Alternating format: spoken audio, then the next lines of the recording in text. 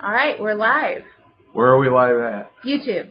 We're actually live 2 minutes early. We said 6:15, so it's 6:13, and people might not be here yet. They might not know.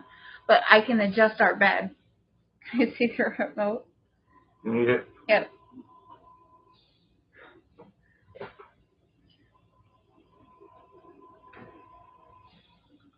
I'll raise the bed, or you could raise me if I could just raise myself. There you go. Hook the remote to my posterior. All right, so we're live on YouTube. Oh, wait, no. We're going to try to be on Facebook and Twitch. Not Twitch, TikTok. I always say Twitch or TikTok. We're going to be live on YouTube, TikTok, and Facebook. We could be on Twitch at some point, but we would have to do it through, I always call it ODB, but it's not. I think it's OBS or something. It's software that can connect to this. It's catch-22 because we are a radio station, and we can't do music on Facebook. We can't do music on YouTube. The only place we can do music, because they don't care, is Twitch. They have no audience here. There's nobody. Big it's all gamers. It's all gamers, and they don't care. They don't care. I think there's nobody to watch. The video games have music in them nowadays. Yeah. Anyway, I mean, nowadays, look, I'm sounding like an old person. Nowadays, the video games, they got music in them. They have that. They have a 24-hour. It's kind of like old classic MTV, KFXM, a radio station and a TV channel, and they're on Twitch, and it always says two people watching. And then there's just two. But there's stations that, well, I guess they're back on YouTube now. They weren't for a while. The whole reason we even went over on Twitch in the first place was because we started listening to a radio station that was on YouTube Live called Old World Radio, right. That plays like old 1920s, 1930s stuff. They're tied in with a video game. They're tied in. Their whole thing is themed to be like the Fallout video game. Right. Hermie? No. So our youngest cat is being very ill-behaved as of the last couple of days. If you watch Guardians of the Universe, the way Groot became a teenager, started being, naughty, that's where Hermie is now. Fritz is the elder. And Ho-Ho has finally grown up, matured. He's all cool, laid back, and everything. Hermie, who is, the youngest. Speak directly to Elon. Sorry. Who was I? I was trying to launch TikTok. Oh, okay. I don't want to talk to Elon Musk. I don't have one of those cars. What do you guys think about the fact that everybody's burning up people's Teslas? I think it's insane. You cannot like Elon if you want, and all that. But because of peer pressure from other people that don't like Elon, whether you like Elon or not, people are getting rid of their Teslas. That'll make you sense. All that money you paid for a Tesla, and they're giving them away at less than half the price because they're worried their neighbors is going to be upset. Yeah, that's insane. What? If I spent that amount of money on a car, you could pound sand. I wouldn't be selling it or whatever, because I was worried about what you think about my car. What if somebody didn't like your house? What if your mortgage lender was somebody that worked with the president or whatever and they didn't like him? Would you get rid of your house and sell that for nothing? I mean, it's insane to get rid of your Tesla just because Elon Musk is a nut job, okay? I mean, seriously. He is a bit of a nut job. You got the car, keep it. Okay, I'm trying to figure out how to... Right. Yeah, because you've got an iPad. I got a big iPad. You got a wireless webcam, and you got a phone, and you're running all three. Let's see. Good thing we got good Wi-Fi. We have, so the way that this is going to work with Tiki-Taki is it's just going to be, it's going to not have proper spacing, but we'll just have to deal with it. Anyone that's seen us on Facebook, anyone that's seen us on TikTok, you should go to YouTube because that helps us with monetization. And here's where you go. You go to youtube.com/DUFOENET.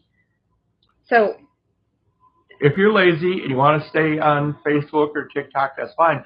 But we beg you to please go to YouTube because it helps. So I'm trying to figure out how to... We're not monetized anywhere but YouTube. how to do this. I haven't gone live on TikTok yet. Yeah. But can you see this? It's like you can't even get both of us in here. Yeah, I see it. And I see the iPad. I see the LG as well. If I did that, the problem is it's not going to, well, we could try doing that. I mean, I can't see it clear because of my eyes, but I can see it does. How's the iPad looking? Well, the iPad looks great. We've just opened it. I've had it for over a year? Yeah. I just now opened it.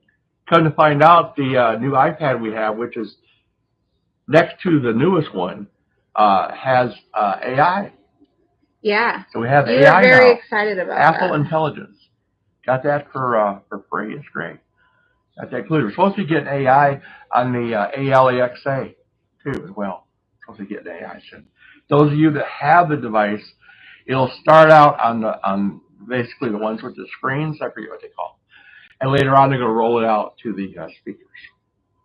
Still trying to line this up. All people that does this, they're always messing. I just got to make sure it doesn't. We don't have any money here yet, anyway. No, that's true. Well, we did. We had one, and then they passed on, but they didn't sit. They moved along, but they didn't say hello. So if you pop in, say hello for God's sakes. What this you like on is fine the as long as program? Hermes stays off the foot of the table because it's not super stable. He made me mad the other day. I lost control because I have a box with remotes, a lot of remotes that I keep straight, and I'm always straightening it. Every time I get in my box, he's like, "Ooh, it's cookies." And he goes over and messes around. He's always moving my table because he thinks it's a skateboard. I just got mad, just threw the box. All the remotes, everything went on the floor. I just threw it because I was fed up. Because like every time I straighten it, he messes it up. Now I see a white screen. Yeah, it's asking for my. I've never gone live on TikTok. All right. So it's asking for my birth date. Oh, if you're on TikTok or if you're not on TikTok and you go to TikTok, please follow us. We've had a problem where, we started out new on TikTok. We've only been on like a month or so because it got banned. That's why we got on it, because that's what we do. You take something away, we want it. We're getting a lot of views on our videos. They're very popular. Thousands of people is watching our stuff. But a small minimum of people are following us. We need and want followers because that's how we get to monetize. Yeah. What is this saying here? Okay, it says, you have to confirm your date of birth. Yeah. Then you have to do a method of verifying your age. These include, guys, listen to this. What do I count the wrinkles like in a tree trunk? You can do a credit card authorization, a small temporary charge to your credit card to authenticate your age. How does that authenticate your age? You take a selfie with a photo ID, but that takes 24 hours to authorize. Or you can do a facial age estimation. So I guess we'll try that one. Yeah, do the facial age estimation. If it says I'm like 92, I'm going to be pissed. Can 82 people, or is it going to confuse it? Want to just be yourself on there? Well, I had spent all that time lining it up. Yeah. Then I had to take it off the table because it's asking me a bunch of questions. Watch that credit card thing. That sounds a little... Yeah, they don't need to see my credit card. Because, according to everybody, it's like the Chinese is going to take your information. All you is afraid of having TikTok because it's, communist China. Come on. That's crazy as a Tesla thing. That whole thing worried about TikTok and banning it. That's as crazy as a Tesla. I guess people that are going after Teslas, they're going to start putting them in jail. Because it is terrorism. Why is it not picking me up? This is only a test. The emergency broadcast. This is way more complex than like going on Facebook Live. Just don't drop my iPad, that's all. Tiffany drops everything. She's very clumsy. Like living with Buster Keaton.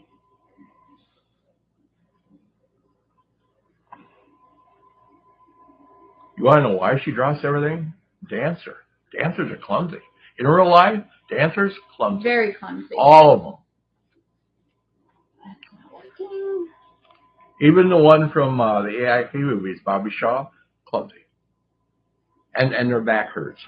And they wind up being screwed up, crippled.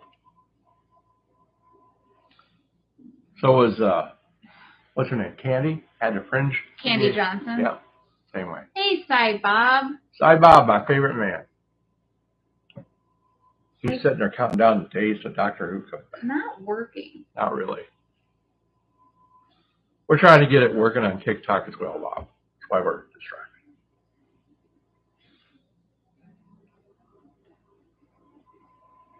Nope. Not yet. Nope. It's not going to work. That's fine. At least we got Facebook and YouTube, right?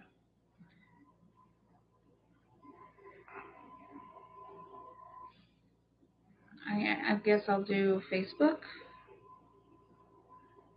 Hi, Bob. How are you? Talk to the people. You still work at the bank?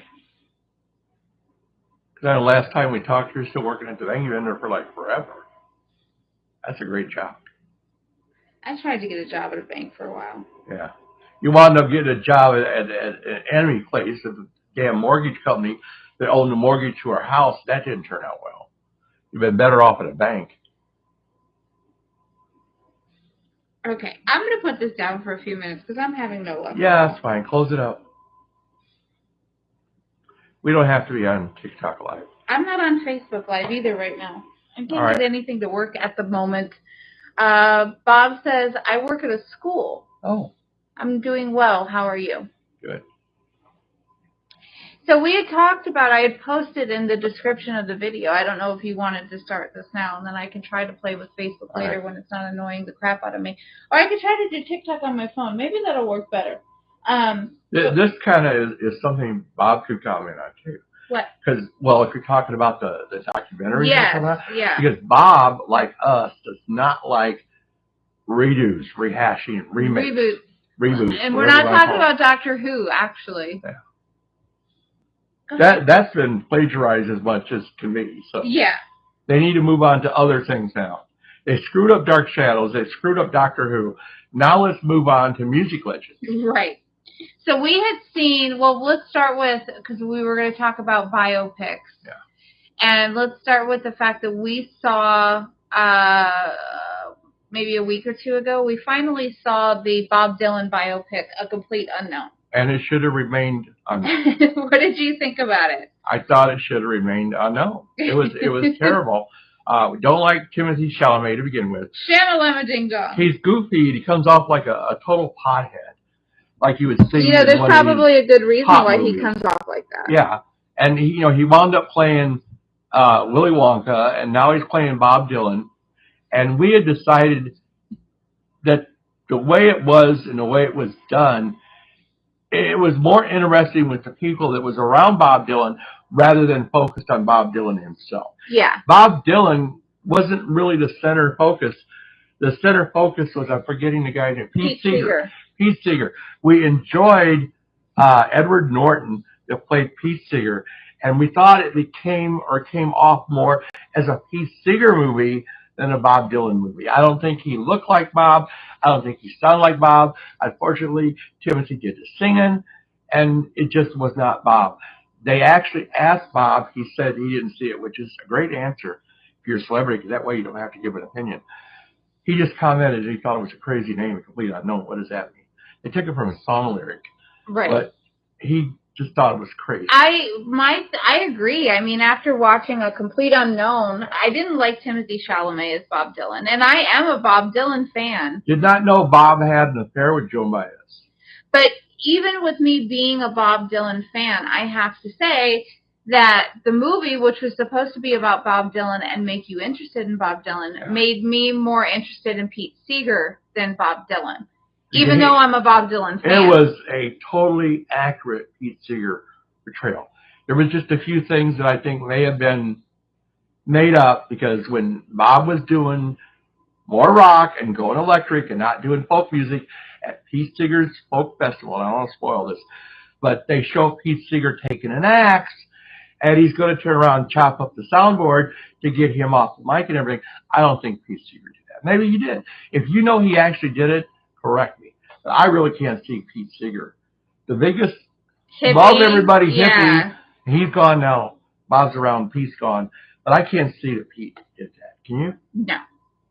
But other than that, the portrayal by Edward Norton, who used to be the boyfriend of what's her name that I like from Roller Girl.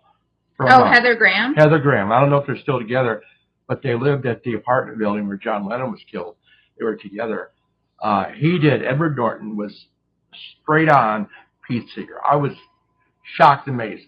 And the thing that made me really upset, I'll let you go on now because I talked too much, the portrayal of Johnny Cash.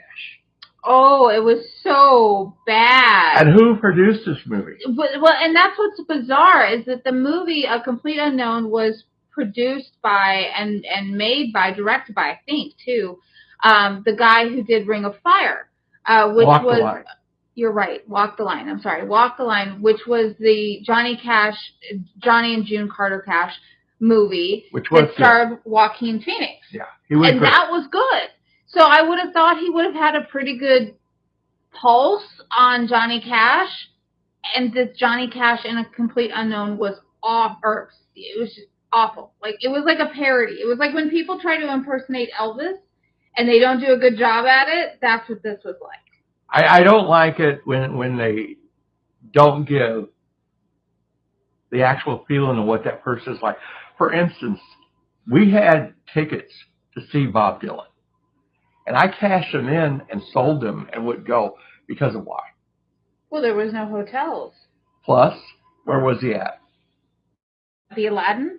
At a casino in Vegas, and to me, I couldn't see Bob Dylan at a friggin' casino because of who he is and what he meant, what he stood for, to be that mainstream and that corporate to be at a casino. So I sold the tickets. I'm sorry for it now. I shouldn't have done it, but yeah, we had tickets that didn't go. We could have seen Dylan. We could have. I always kind of felt like... You didn't like it when I sold them. No. There was a little dispute between us. Because I wanted to see Bob Dylan. Yeah. But I always kind of felt like, even if there wasn't hotels, that we could have just slept in the car, and it would have been very Bob Dylan. There was no hotel. They were sold out. Okay, we are now live everywhere. Everywhere. So we are live on TikTok on the phone. We are live on Facebook on the iPad, and we are live on YouTube on the webcam. Well, at least we're getting to use the iPad because we're testing it out first time. We're testing it out. This is the first time we're using the iPad for a stream, and it's the first time we're streaming live on TikTok. If Bob has seen A Complete Unknown, I'd like to know his. Yeah. I don't know if he even likes Bob Dylan, but. Well, that's the other thing. Who doesn't like Bob Dylan? Like, it's a very American thing to like Bob Dylan. You have to like Bob Dylan. But anyway, getting back to what we were talking about. It was interesting to see that Bob was very reluctant about being typecast as a folk singer. He wanted to do all kinds of music. Well, why wouldn't he? That would make sense. Because when he went electric, started using electric guitar, and that people just burned his records. Yeah. But the biopic, Bob says he loves Bob Dylan, but he has not seen the movie yet. Okay. Bob, save yourself 2.5 hours of your time and don't... See it free where you can. Don't bother. Like I said, I'm a Bob Dylan fan, and even as a Bob Dylan fan, seeing A Complete Unknown made me more interested in learning the story about Pete Seeger than about Bob Dylan. The casting of Timothée Chalamet. Timothée Chalamet is going to wind up like Johnny Depp. Yeah. When they came out, when they started, they were the biggest thing in Hollywood, and they did a bunch of quirky stuff, like the fantasy stuff, which is all fine, but he's going to wind up burning out like Johnny Depp did. Johnny Depp is washed up, and Timothée Chalamet is not going to last as long as Johnny Depp did. Is already on that road that Johnny Depp took, which kind of stuff he's doing where he's going to wind up being somebody who don't get a job. Yeah. So, what do you think of Chalamet, Bob? Oh, Rick Bowden's in there again. Hi, Rick. See, this is our live on Thursday Night Lives is what I'm calling it, because we found that Thursday, for whatever reason, seems to work better for us. So. Oh, by the way, Rick, I went back and checked out on the references you told me. The guy that what was his name? Yeah, Rob Word, because there's a message in there for him. We knew who he was because I worked with a guy that was the director of a lot of films, including Pam Grier films, that did a book on Western culture. and worked with Rob Word and did his presentation and interview at the Autry where Rob did the interviews. Yeah, Rob does interviews for Gene Autry's museum, the Autry. Rick says, I'm very familiar with him. hey, I just got out of Word on Western's weekly live show 2 seconds ago. I love the show. Sorry I am late. I think some of those folks are coming over here, so don't be surprised. Very cool. And he said Rob Word directly asked Rick about us. Well, gee, that's great. He's excellent. He's an excellent interview. Yeah, he says I figured you guys knew each other. We did know each other. It was one of those things where we know Rob. We know Rob through Steve Carver. Never met him, never talked to him, but we're very aware of him. I've watched before. And we know him through the director who's now passed away, as our friend, Steve Carver. We love Steve. Steve was a great guy. And Steve did some of the films he did? The Joysticks. What was the big one? There was a lot of them. He's known for a lot of just He's done a lot of like drive-in movies. Like the big. It wasn't the Big Birdcage. Yeah. But it was movies like that. But he did a lot of drive-in and B movies. Before he passed away, he gave us a lot of celebrity phone numbers, including a lot of them passed on. Who's who from exploitation, from the blaxploitation stars on down, and was a great friend. Got us interviews, and we could have had a lot more. A lot of them passed away, but he really liked us. We really, Steve Carver was a great man, and I used to all through COVID, we were talking to each other, and he got us a lot of great guests for CRAGG Live. Real quick before we continue about biopics, I'm seeing people pop up all over the place. So we are streaming on TikTok and Facebook and YouTube. So I have to do my public service announcements. If you are watching us on TikTok, this is the first time we've been streaming live on TikTok. Please hit the follow button because we're trying to build our followers over on TikTok. So if you're seeing us on TikTok, if you're a fan of retro pop culture, please hit the follow button. And if you want to see a better view that's not kind of sideways and not skewed properly, you can join us over on YouTube. We're live on YouTube, which is at youtube.com/dufonet, DUFOENET. A lot of people watch YouTube on their TV too, with streaming box. Right. And then over on Facebook, Daniel Lisitra is watching this over on Facebook. Hi, Daniel. Again, same kind of public service announcement. If you want to see a better camera and a better angle, you can head over to youtube.com/DUFOENET. So that's quality camera, 4K, HE, all that UHD is on YouTube.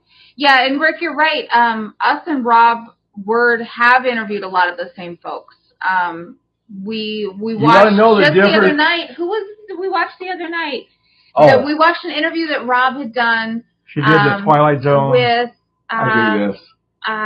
We had her on our show too. Now I'm starting to do it too. Think of the name. A lot of Western. She was a friend of Debbie Reynolds. Mm-hmm. I'll think of it. I can see her face. Not Francine York. No, the other one. I'll think of it a little bit. Anyway, what was I going to say? You get old and you just lose everything. But yeah, the difference between Rob and I is he's got better hair. Rob's got hair. I would love to have that hair he has. I bet he spends hours on that hair because he's got great fucking hair. Rick says your dad did cartoon work. What's your? I'm not sure. I'm not sure what you mean by that. Was it voice acting? This is my dad. And then your dad did not do cartoon work, but he was Santa Claus. So it's close. I'm still trying to think of the name of the interview we did that Rob did the lady. Shit. We got to see Harlan. She was in Sunset. I can't look on my phone because anyway. Dave had her on too. Yeah. Anyway, we've done a lot of same people. Yeah. So going back to talking about hi, Daniel. Hi, everybody that's watching us on TikTok. Elisa and River and Carmen. Again, please hit the follow button over on TikTok for me, please. We're trying to build our follower base over there. River's a great name. It is. Yeah, especially like River Phoenix. Yes. So we were talking about biopics, and we had talked about what we thought of A Complete Unknown. But, you know, one of the things that happens inevitably in pop culture, past and present, is that if something works, and this isn't just with pop culture per se, as far as retro pop culture, but it's Hollywood in general. If something works, then Hollywood is going to replicate that, and they're going to do it over and over and over and over and over until they've completely blown it out and nobody even cares anymore. Well, I don't know if they have like corporate spies, but one studio seems to know what another one is doing, and they're like, this is a trend, it's going to be popular, we need to make one too. If somebody made a movie about bubblegum, they're making a bubblegum movie. We need to do one, right? Yeah, exactly. So there was kind of a trend in Hollywood, a handful of years ago, with doing biopics of rock and roll musicians. They did Freddie Mercury with Bohemian Rhapsody. That was very popular. Then they did the Elton John movie. Then not too long after that, the Elvis movie came out, with the Baz Luhrmann's Elvis movie. And now, then they had kind of like a couple of years lull after that. I mean, Priscilla Presley tried to put out her biopic, which didn't go anywhere. Hey. Maybe because it was being done by a studio that nobody watched. But now there's a trend of the biopics that are happening again. And it's no doubt because of the popularity of A Complete Unknown, which, as everybody knows, was up for a bunch of awards, didn't really win any, or at least not Oscars. But everybody thought it was going to win everything. It won nothing. Yeah. Not one. But so now they're ramping up again, and there is 3 that is in talks, in works. Now, one of them has been in talks and in works for a while, and that is supposedly they've been long planning to do a Linda Ronstadt biopic with Selena Gomez cast to play Linda Ronstadt. Which I think she's going to be great. I think she'll be good. I like her. Think she'll be good. I think that, she'll be and my understanding is Linda has met with Selena like for hours on end. She's given her blessing and all of that kind of stuff. You got to remember, because we always get upset when they have these new pop stars doing stuff. They're going to get somebody that's young, new, and popular. So if you got like just a section of household actors, it's going to be one of those that's on the charts. And she is the same ethnicity as Linda. Right. And she's about that size and about that age Linda started out. And I think it's probably a perfect fit. Yeah. And then another one that has just been announced, I think just as of this past week, is they're going to be doing a biopic on, and I hope a lot of people know this person. I fear that a lot of people don't. And so I think the studio thinks that they can get away with casting somebody who's not right for the part. I'm telling you. But they're going to be doing a biopic on Sister Rosetta Tharpe, which we featured on our radio show. We love her. Yeah, she's great. Big Mama Thornton, but more gospel. The roots of rock and roll. You think that Chuck Berry, Little Richard started it all, and actually they did. But there was a couple of black women that was very, very prominent. Big Mama Thornton and Sister Rosetta. Yeah. Well, let's see. Who do you think should have and could have played Sister Rosetta that we would more agree with? Queen Latifah. Yeah, she's not too old, sure. If she's not too old, let's see. Younger, I'm trying to think. Not too many. Not too many. But you know who I think? Not Will's wife. You're not gonna agree with me right away. Yeah. But if you think about it and you let it marinate on you a little bit, the actress, and I can't think of her name. Oh, Uzo Aduba. Yes. Crazy Eyes from Orange is the New Black. Now, everybody, the one. If you only know Uzo Aduba for Orange is the New Black, you're going to be like, no, she could. But actually, she's a really good actress. Very intelligent. She would have been great as Sister Rosetta. She was all crazy in Orange is the New Black, but she's not like very intelligent. But the one that they have announced has been cast to play Sister Rosetta Tharpe is Lizzo. Okay. She's 3.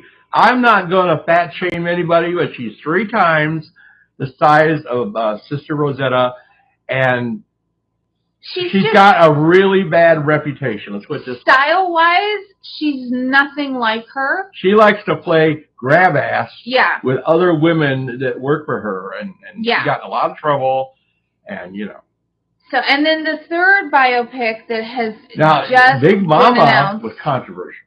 Big Mama was controversial. She was openly gay in a time where that was very taboo. And was kind of like Lizzo in the way that she roped women and this, that. But as far as Sister Rosetta, she didn't have a bad reputation I know of. Right. And to have Lizzo play, I don't think it's all right. So before we talk about the third one, let me catch up on comments really quick, and just let everybody know. I'm still trying to think of the name of that damn actress we interviewed.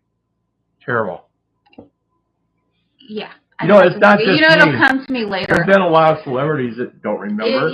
We've had people jump on us about descriptions in some of our interviews we put online because the celebrity didn't remember something or whatever. They got on Ron Dante for not remembering who he had done the Archies with the female vocalist. Well, see, I'm glad you brought that up because that goes into one of the comments from the chats. Rick had said that that you had said to that Archie guy, which was Ron Dante, that they are both doing cartoons. They were both doing cartoons back in the day. Yeah. So what were you talking about when you said that to Ron? I don't know. That was a long time ago. That was a long time ago. Who knows? Yeah, because he had listened to the interview. That's why he asked about you being... They were doing cartoons. No, you had said something about you doing cartoons too, he said? No, I never did professionally. I just drew on my own. We knew a lot of cartoons, a lot of legendary cartoons. I met Hanna-Barbera. I met Walter Lantz, Woody Woodpecker. I met a lot of the big guys. Yeah. And Rick had asked if we liked A Complete Unknown. No. We didn't. Not at all. Short version of saying no. The only two things we liked was the portrayal of Pete Seeger, and then there was a scene where Bob Dylan was jamming with a black blues artist. That was a great scene. That was a fantastic scene. And then, let's see. Cy Bob had said, my great-grandnephew's name is River, and his middle name is Hayes. Oh. I like it when you get names like... He'll be 5 in May. That's adorable. Wow. His name is River Hayes. I love that. I mean, I named you after a checkout girl at the store. Yeah, I would have preferred my original name. Would have been Natasha. But I like unique names. You just, Bob, Peggy. It's all the same. Come up with something different. And River is very unique. Yeah. Yeah, and even Rick had said, how about the American Idol winner that did the movie that won an Oscar? Come on, Lizzo, ? Yeah. So, and then Daniel, you're right, over on Facebook, Daniel had said the Prince biography TV series was squashed before it aired. What was the situation on that? Don't get me started on the Prince stuff. Netflix. Daniel knows how to push buttons. Yeah. He knows I'm a big Prince fan. Netflix was doing a Prince documentary, and the estate stopped it somehow legally, and the estate is doing their own. Yeah. And it's going to air on Netflix, and it's going to be like 2.5 hours or longer? Yeah, well, okay. I have some mixed feelings about this whole... Is it a documentary, or is somebody going to play Prince? It's a documentary. Right. To my knowledge, I haven't heard anything about them doing a biopic of Prince yet. It'll probably be John Legend that'll play him. Yeah. They'll get John Legend or Bruno Mars. Yeah. They will eventually do a biopic on Prince, and then I will have to have a whole other rant about that. So, again, we'll get back to the Prince thing. Tim, Daniel, anybody that's over on Facebook, if you want to watch us, we're over on YouTube as well, youtube.com/dufonet, DUFOENET. With a better quality camera. That's not sideways, because this might be sideways, I'm not sure. If you're watching us over on TikTok, hi, this is our first TikTok, so we're just kind of testing it out, but please head over to our TikTok profile and hit the follow button. We'll be doing occasional pop culture chats live chats on here, in addition to like the stuff that I post over there about interviews and this day in pop culture. Anything from the 20s through the 80s. Yeah. So, but the Prince thing. Okay, so Netflix had originally started working with a documentarian and had paid a documentarian a butt ton of money. And the documentarian had been working for like something crazy like 4 years on this documentary, and it was supposed to be like 14 or 16 hours or something like that. And then now the Prince estate has come in, and however, legally, which I'm not sure how they could do this, but legally they was able to stop it. They probably offered unseen footage from the vault. Probably. If they were allowed to do it themselves. Yeah, because I don't even know how they could have, if Netflix and this producer/director wanted to still do the Prince thing, they could still do the Prince documentary because Prince was a public figure. You can do a documentary on anybody. The only thing is you just couldn't necessarily use his music. You couldn't have used the Prince's music or anything from the vault or his career without getting permission or licensing.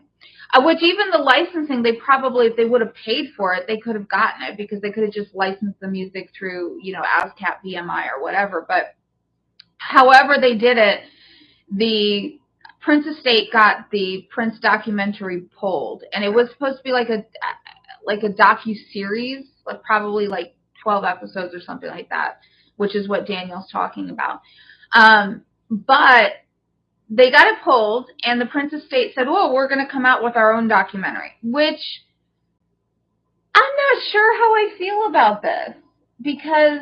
You don't even buy the new release? No, because I feel like the estate, which is now not being managed really by anybody who was actively a part of Prince's life. No family members. No, and his sister passed away. So it's even now more removed than it was. Yeah.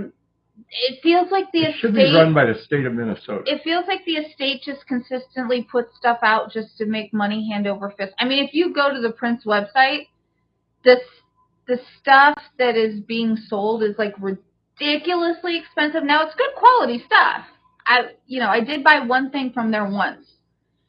But it's ridiculously expensive, and they just keep putting out these re-releases, and where I have a problem is that as soon as Prince died, they went in and did a bunch of stuff that real Prince fans knows Prince would not have been okay with. Like they immediately sold his catalog to all of the streaming services. Prince specifically and deliberately kept his music off of the streaming services because he wanted people to either buy the CDs or join the NPG club and stream through there. So they made money there. Then the other thing they did that I know Prince would not have appreciated is they found a bunch of stuff in the vault that was not finished, that he had done decades ago, and he had shelved because he wasn't happy with it. And they immediately started rapidly releasing all of this stuff. Including vocal versions. Yes, he did a Bangles song that he wrote for Susanna Hall. Prince would have been mortified if it came out because he was perfectionist. But, of course, they're doing it, and they're saying they're doing it in the interest of keeping his image alive, of which I don't think they really have to worry about that. Prince is like Elvis. He's the only one that's ever come close to Elvis in fandom. So let's be honest, they're doing it for the money. And so I'm not so sure how I feel about the Prince estate doing their own documentary, because I feel like it's going to be a glorified infomercial for the Prince website and the Prince products and the Prince re-releases and all the stuff that they're shilling to try to make a profit off of Maybe the movie Prince's can have name. like a UPC code in the corner, and you can hold up your phone and buy shit when you're don't give them any ideas. They'll do it. But anyway, on this new trend of making biopics, Bob Dylan. What are they doing now? They did Linda Ron. They're going to do Linda Ronstadt. They're going to do Sister Rosetta Tharpe. And then the third one that has just been announced is they're going to be doing a biopic on Ronnie Spector. From the Ronettes. And those Spector days. Who would you cast to play Ronnie Spector? Not who they're having. Well, I don't know. Although she's better than I think she's better than Lizzo for Sister Rosetta Tharpe. You want to get somebody that's the same ethnicity, and really she's the only one I can think of that's current and who's popular. So I think they probably, like with Linda Ronstadt, with Selena Gomez, I think the casting of, our friend from the Ronettes, Ronnie Spector, I think is correct. And who are they going to have? So they're going to have Zendaya. Zendaya from the play Disney. Ronnie Spector. Now, again, kind of like with the Linda Ronstadt biopic, where Linda has met with Selena Gomez and, basically gave her blessing for all of this. I guess Ronnie Spector, supposedly from what is being promoted, Ronnie Spector did handpick Zendaya to play her because it's going to be based on Ronnie Spector's book, Be My Baby. And Ronnie, they started working on this back in, I think, what they say, 2020? 2 years before Ronnie died. Yeah, and Ronnie died in 2022. She was involved with it for 2 years and she passed away. And they're just now going to film. Yeah. So I think Zendaya's going to be good. She is. I think, did she win an Academy Award? She won awards, I know. Damn close to it. Her, Zendaya and Selena Gomez both are more famous actresses. At least they're actresses, unlike Lizzo. I mean, here's the thing. Okay. Lizzo's just going to grow up every woman on the set. I'm totally down with the whole idea of you don't have to fit a certain archetype to play a character, except for when it comes to biopics. You think they should at least look like them? When it comes to biopics, yes. Yeah. Yes. Would it have worked to have Jerry Lewis play Elvis Presley? No, because he didn't look like him. Would it have worked to have Eddie Deason play Jerry Lewis? No. Austin Butler looked like a young Elvis Presley. Yeah. That's why it worked. One of my biggest problems when I saw Bohemian Rhapsody is that even though he was the right ethnicity, they tried too hard to make the actor look like Freddie, and they made these teeth that were way too big. They were way bigger than Freddie Mercury's real teeth. And it looked, the joke teeth you get in the shop. It looked cartoonish. So I think that you don't have to fit into a mold to be an actor and play any role unless it's in a biopic. And if it's a biopic, then you should at least have a resemblance to the person that you're playing, and at least stylistically have some kind of a resemblance to them. I think that Zendaya playing Ronnie and Selena playing Linda. I wouldn't even be talking about them because I don't, that's like the new stuff. Except it relates to movies. Yeah. I think relates to pop culture. Them playing those two characters, I think that I could close my eyes and say, okay, they could be made to look like them. They're also both singers and actresses. Zendaya and Gomez is going to be good. Yeah. I'm looking forward to it. Yeah. Because the life of Ronnie Spector was crazier than the life of Tina Turner. Because the man she's married to, Phil Spector, is a fucking nut. Okay? Ronnie tells a story that he kept her captive in the mansion, took away her shoes so she couldn't leave, held a gun to her multitude of times, threatened to shoot her, had built a solid gold coffin with a glass lid. That was the thing that was the most insane to me. That he kept in the basement and told her, I'm going to fucking kill you, and you're going to be in that coffin if you don't do what I say. Yeah. And literally, he produced everybody from the Ramones on down to the Beach Boys and everyone else. And even in the studio with the Ramones, they had a long session. Joey walked out one time. He went up to him with a gun and said, get back in the fucking studio. Yeah. He was crazy. Yeah. And he wound up dying in prison for killing an actress that we were a friend of that told us that he was guilty, that Spector was guilty before he was convicted. Yeah. Tim says it's okay if Ronnie picked her, but he thinks that Zendaya is still a terrible actress. Yeah, he said he did not like her in Dune 2. If Ronnie actually did pick her, because that's the first thing they say. Oh, Johnny Depp is a big Dark Shadows hat. That's then come to find out he wasn't. Yeah. And then Rick said, your show and you two are diamonds in the rough. Really am thankful to you and finding you guys. Very nice. I stumbled upon you last week, really look forward to seeing you again. Tell Rob Word that we're friends with the director, Steve Carver. Steve Carver. Well, he said Rob said to tell us hi, that he remembered hearing about us. So Steve had probably talked to Rob about us because they had a big book opening at the Autry. Yeah. Everybody, they said that as far as the Prince estate, it's all lawyers and greed and selfishness. And then it says, let's see, right over here. Contrast that C-type of spirit with Jerry Lewis not releasing the clown movie that wasn't up to his level after he finished it. It was supposed to have been released. It never was. They released like 20 minutes of it. He said, great observation about archetypes, very insightful, he agrees. And he said that Jimmy Stewart playing Glenn Miller and Brad Garrett playing Jackie Gleason were both really good performances. Excellent. They were excellent. One of the worst portrayals was Harry fucking Potter playing Weird Al Yankovic. Oh my God, it was terrible. And the guy was that worse than the guy from The Office playing Dr. Demento? The guy from The Office, we knew him. Yeah. Okay, we were at a party that Rob Zombie threw, and we ran into him, and he's such a nerd. And I really know Dr. Demento. He's a friend of mine. Been with him umpteen times, been on the show, hung out with him, ate with him at the restaurant. And the way he played Dr. Demento as a cocaine fiend, Barry Hansen, who's Dr. Demento, has got to be pissed. So, okay, I have another big announcement. I'm waiting till they do a movie about us. Because, we had talked the other week on one of our live chats about trying to encourage people to follow us over on TikTok. And if you're seeing us on TikTok live right now, this is our first live on TikTok. Please follow our profile and all that good stuff. There's a lot of things that are floating around the screen on TikTok. I don't know what any of it means right now because I got 3 streams going on. Don't worry, we're not going to sell your information in China. But we had talked a couple weeks ago, we were trying to encourage Tim to get a TikTok. Yeah.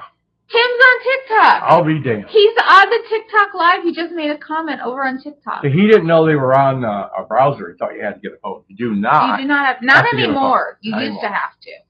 So, and it's safe. All that crap about, well, for one thing, they had this authorization thing to go on live. There's different ways to do it. They said, give us your credit card. No, we don't do that. We don't do that. You don't do that. Don't be stupid. Just be smart. They're not going to steal your information if you don't give it to them. Yeah. Well, see, and that's kind of like, I think that's the new trend with people like boycotting different services like they are people. I mean, if you think about it, everybody's like, oh, don't use TikTok, blah, blah, blah, blah, blah, blah, blah. And then now people are like, and even before he became a member of Trump's cabinet, because people didn't like Elon Musk, they not only now are attacking the Teslas, but before that, everybody was like, everybody should leave Twitter and go to Blue Sky. I went to Blue Sky the other day. There's hardly anybody on it. There's hardly anybody on Twitter. I'm not going to say too much. I'm just curious. Did anybody hear last week's CRAGG Live? It was very fucking weird. It was hilarious. It's hilarious. I do say so. It's unusual. It's very different. The host, you've got to tell me what you think and who you think it was, or who did he sound like, because it's different. It's somebody that's in the news more than anybody. More than Timothy Chalamet's in the news every day. And it was very unusual. And it was a show on 2 radio serials, because I do things on fellow legendary broadcasters. I never achieved legendary status. There was a handful, not that many, that achieved celebrity status.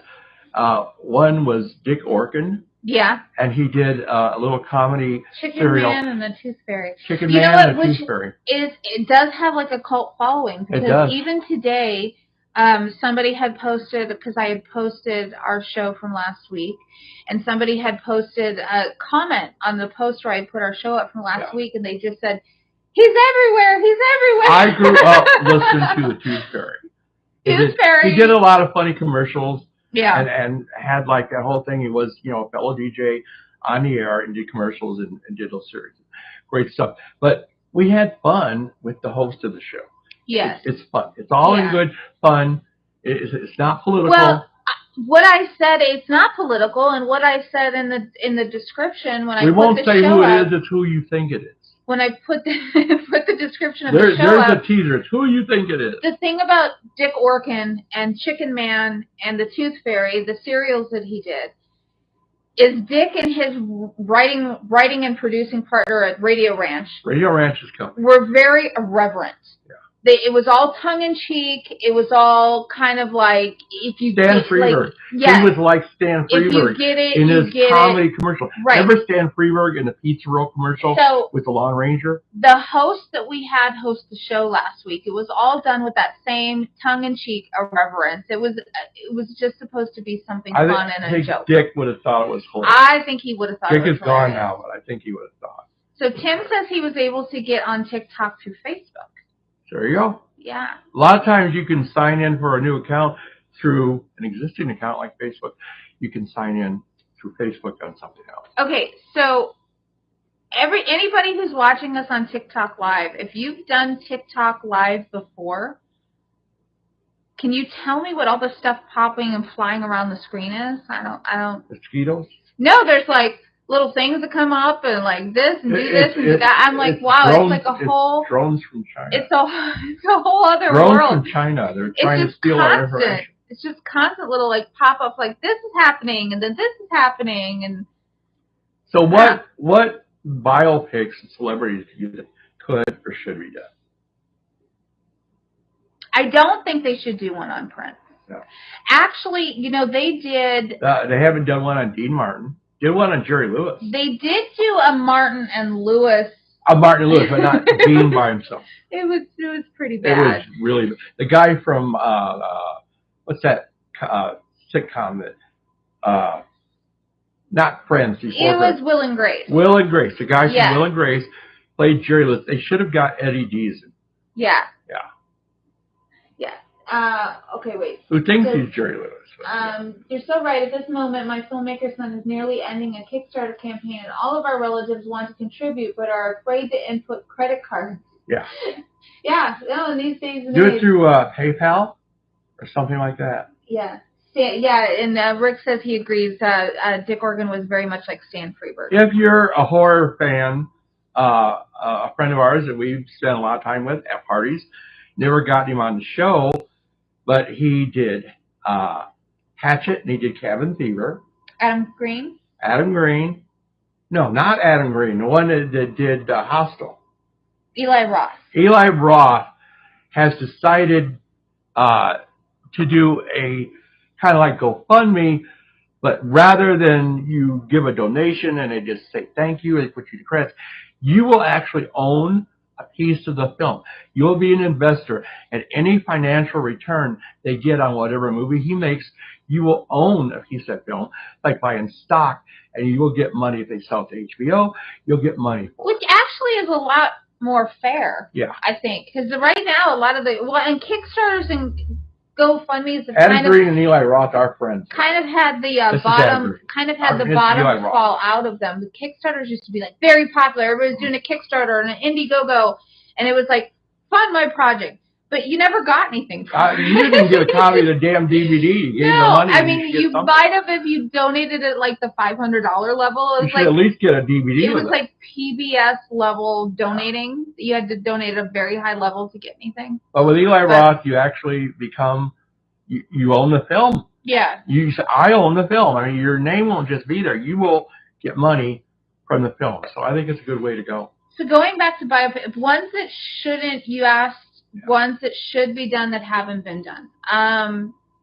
A Captain Kangaroo. I don't think they should do Prince. Actually, no. I don't think they should do anything more with David Bowie. They did that one. Yeah.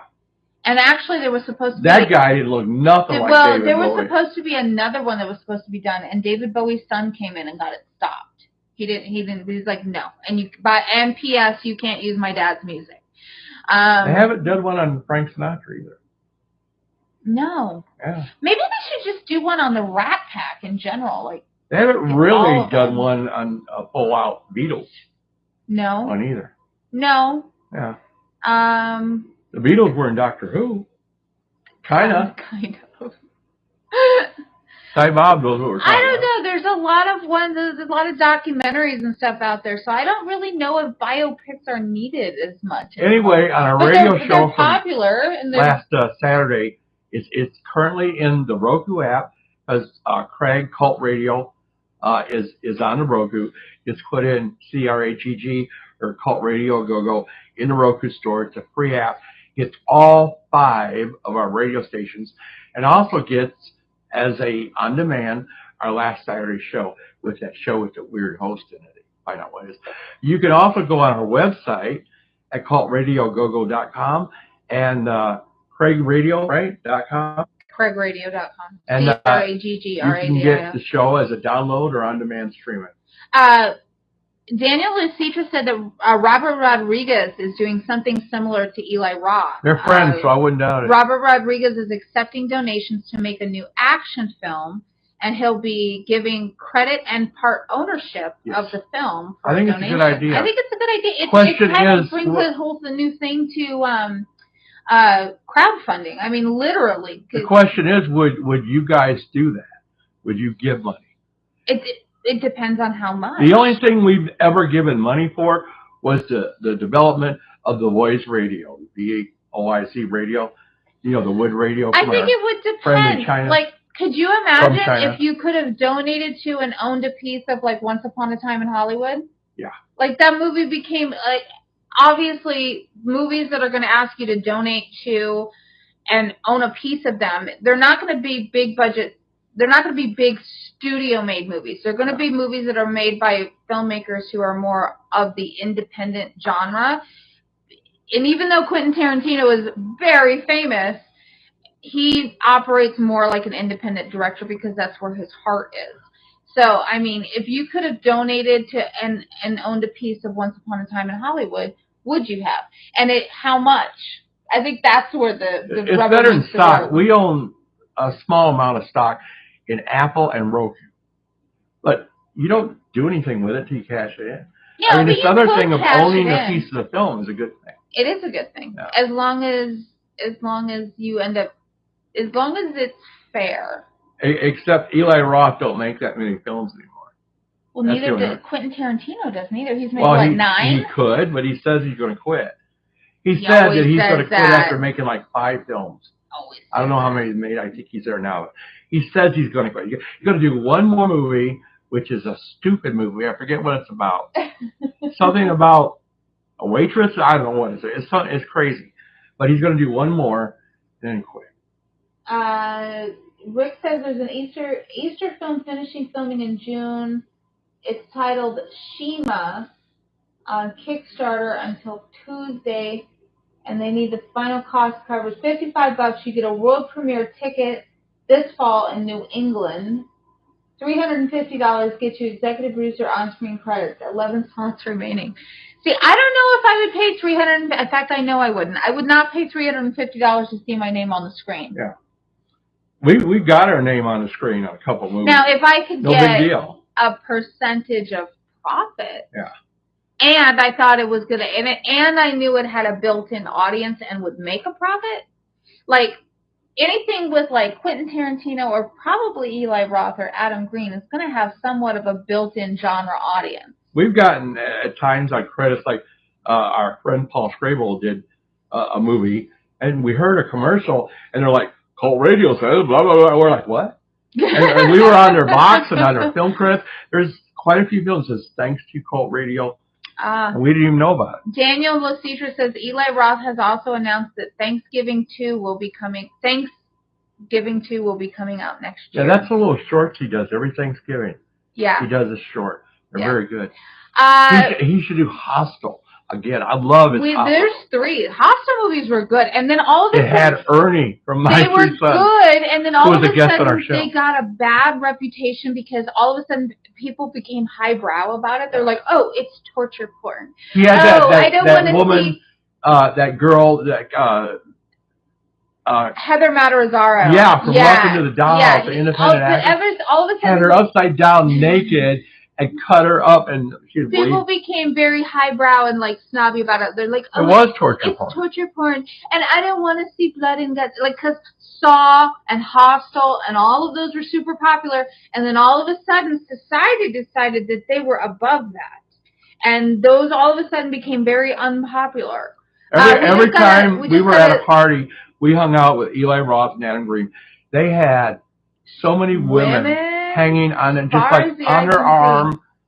And it was incredible. So Cybob sent us a super chat. Thank you, Cybob, Thank you very much, for the sir. super chat. He says the Beatles clip from the William Hartnell story, The Chase, is not available on the American DVD, Blu-ray, or streaming in the UK. It's still there. That's weird. Yeah. So the Beatles clip from the William Hartnell story, The Chase, is not available on the American DVD, Blu-ray, or streaming, but it's still available in the UK.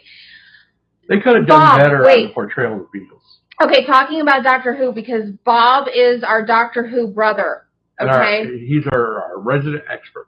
If you find, there was once upon a time, like years ago, I saw one of those companies, like it was like T-Fury or something like that, that sold a shirt with William Hartnell's face on it from Doctor Who, the first Doctor. It was kind of like my David Lynch shirt here, but it was William Hartnell instead of David Lynch. This is my Roger Corman shirt. Yes. If you see that shirt or you know where to find it, let me know, because I have not been able to get that William shirt. Hartnell is my favorite Doctor Who, because he was kind of portrayed by Peter Cushing in the two movies, and they were very, very similar.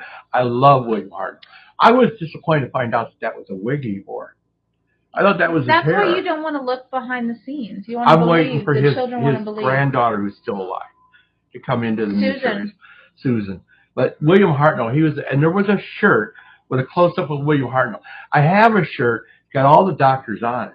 Cybob says it's a rights issue with the Beatles clip. It has to be. Yeah. So, okay, Bob, let me ask you, because I know that we always talk Doctor Who and Dark Shadows with you. Let's say, because we know that for whatever reason, I don't know why, it's not like the BBC needs the money.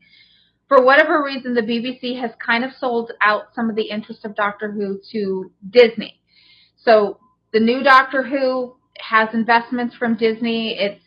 And we definitely are seeing control and influence, rather, I'll say, from America and from Disney in the new series of Doctor Who. Some of the new characters are very Disney. Let's say, hypothetically, if Doctor Who or the BBC started a GoFundMe or a Kickstarter to invest in the new series of Doctor Who, and you got to have say in how things were going, would you invest in it? I don't think they'd listen to just one person, though.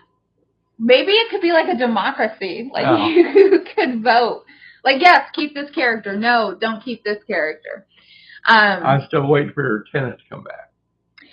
We kind of disagree a little bit on our favorite Doctor. We both like William Hartnell. William Hartnell. You said that next to William Hartnell, you like Mo Doctor, Patrick Troughton. No, I call the Amicus Doctor. Oh, really? Yeah. Okay, because next to William Hartnell, my next favorite Doctor is John Pertwee.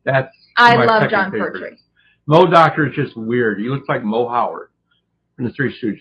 But yeah. I love how grumpy William Hartnell is. He really doesn't give a crap. He started out being meaner than fuck.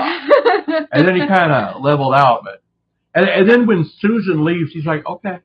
Yeah, she's like, well, I'm going to go over. He's like, goodbye. Okay, well, you know. And he never sees her again. But you know what it just made me think about? Yeah. And maybe this is why, because we all know that the showrunner, Russell T Davies, of the newest Doctor Who incarnation with Ncuti Gatwa, is a big original Doctor Who fan. Yeah, he is. And everybody had said, especially criticism that they had given to Ncuti's characterization of the Doctor, where they were talking about, why would the Doctor reveal that he just let his granddaughter walk away and he didn't go and try and find her, but he doesn't know if she's alive, and blah, blah, blah, blah, blah. And that doesn't sound like the Doctor. It does sound like William Hartnell. Yeah. It does sound like William Hartnell Doctor, because we were watching original Doctor Who with William Hartnell the other night. You. And she was like, well, I believe, and blah, blah. He's like, okay, well, bye. Well, John Pertwee, I think it was Amicus, the Vault of Horror. Yeah. He was a vampire, because they had like different, stories. And in the end, like, he had a magic cloak. You put it on and become a vampire. And it had Ingrid Pitt in it. Yeah. Great Ingrid Pitt. And he thought he had the cloak, and he had Ingrid Pitt switched it. She put on the cloak and fucking floated up the. It was great. It was great. Okay. Hold on, let me catch up real quick and he used to play Dracula on stage. Do my announcements here really quick. Rick had asked, "What is a super chat?" So Rick, if you see it in YouTube on the we put on our costume and we go in the phone booth. Yeah, if you see the little green highlight when somebody sends a message, a super chat is when somebody sends a message and they make a donation during the YouTube live stream, and those donations come to us to be able to help support all the content that we do, the stations, whether it be the YouTube videos, the YouTube live streams, the radio show, the interview, all the different stuff that we do. So all our audio is always free. Yeah, it's because everything we do, all the audio, the radio station, all that kind of stuff is free. We don't charge people to be a member to watch the YouTube chats. So a super chat is a way to kind of donate to everything that we do. A lot of our interviews are on YouTube, but like every interview we've ever done with the radio show, all of them are on our website. Yeah. So it's a whole archive. And then for anybody who's watching us on TikTok Live, this is our first TikTok Live. So please head over to our profile and hit the follow button, please. I'm trying to build our followers over on TikTok. We've only been over there for like a month or two. TikTok, what a stupid name. If you like retro pop culture and talk about retro pop culture and facts and trivia about retro pop culture and interviews having to do with retro pop culture, you will enjoy the content on our page. And it is retro pop culture. Yes. They say pop culture now, and it's about Zendaya and No, we do retro pop. And then for anybody who's on TikTok or watching us on Facebook Live, you can stay there if you wish, or if you want to help support us and the content and everything that we do, please head over to YouTube Live, which we are simulcasting over there because we get monetization AdSense over there. So it helps to support us by watching over on YouTube Live as well. You can find us on YouTube by looking up youtube.com/Dufonet, DUFOENET. All right, let me catch up on comments. Don't forget, we have apps. We have apps on Roku, on the iPad, and the iPhone. Rick says, I am a Bowie freak. Yes, I love David Bowie, the legend. Favorite solo artist. It's his top favorite solo artist. His favorites groups, his favorites are The Who, followed by Queen and Bob Seger. I agree. Rick also said, Quentin's theme gave me nightmares when I was about 10. Mom and Dad stopped me from watching every day because of it. Rick, let me tell you, okay, and we can say this quite emphatically. First of all, Terry was a huge Dark Shadows kid. He grew up watching it. I was like 9 when it came on. I watched it when I was 9 years old. I was the same age as David Hennessy. So same age as the kid who played David Collins as Terry's age. He grew up watching Dark Shadows. He got me into watching Dark Shadows. We have watched the entire original series through all the way, and we've restarted it. We've watched the 1991 Dark Shadows reboot with Ben Cross multiple times. Which we love. A lot of people don't. We love both of the Dan Curtis Dark Shadows movies. We will not talk about the Johnny Depp, Tim Burton, because that was an atrocity movie. But as far as Quentin's theme, yes, it was very spooky, and it was effective because Robert Koberg, who was the composer on Dark Shadows, was amazing.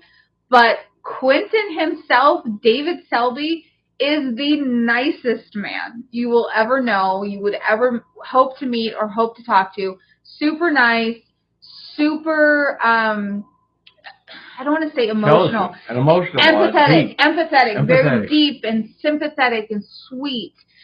So he is, I mean, we had David Selby on our radio show for an interview just about 3 months before Terry was diagnosed with cancer. And since then, that was 3 years ago. Since then, we have had an ongoing friendship and communication with David Selby, and also with Reverend Trash, Jerry Lacey.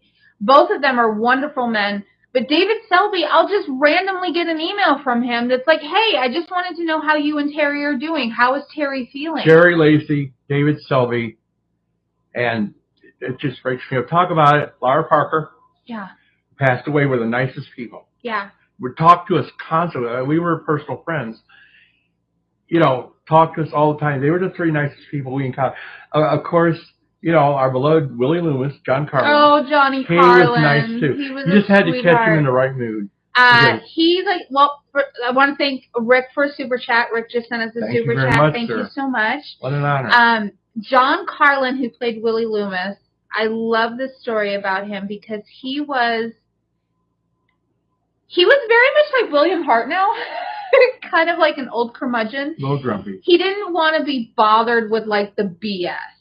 But if you caught him in the right mood, then he was just a lovely man. So like at the Dark Shadows convention, I really wanted to talk to him and give information because I wanted him to be on the radio show.